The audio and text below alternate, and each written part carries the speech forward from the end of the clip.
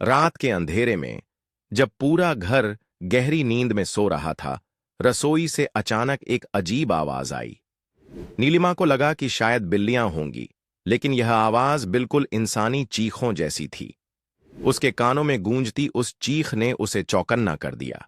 उसने धीरे से बिस्तर छोड़ा और रसोई की ओर बढ़ी। उसके दिल की धड़कन तेज हो गई।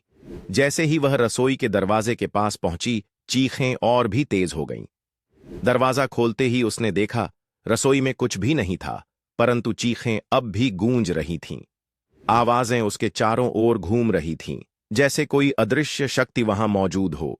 दीवारों पर लगे बर्तन हिल रहे थे, जैसे वे भी उस भयावहता को महसूस कर रहे हों। नीलिमा ने घबराकर दरवाजा बंद किया और दौड़कर अपने कमरे में वापस लौट आई, परंतु अब उसके कमरे में भी वही चीखें गूंजने लगीं। उसने महसूस किया कि आवाजें उसके अंदर ही गूंज रही थीं, जैसे कोई उसे अपने पास बुला रहा हो।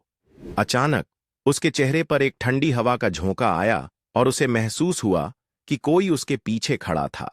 उसने डरते हुए पीछे देखा, पर वहां कोई नहीं था। तभी एक ठंडी आवाज उसके कानों में गूंजी, तुमने हमें जगा दिया है, अब तुम्हारा अंत करीब है। नीलिमा की चीखों ने रात के सन्नाटे को चीर दिया और वह जान गई कि अब बचने का कोई रास्ता नहीं था। उसकी आंखों के सामने अंधेरा छा गया और वह समझ गई कि रसोई का रहस्य अब उसके साथ है।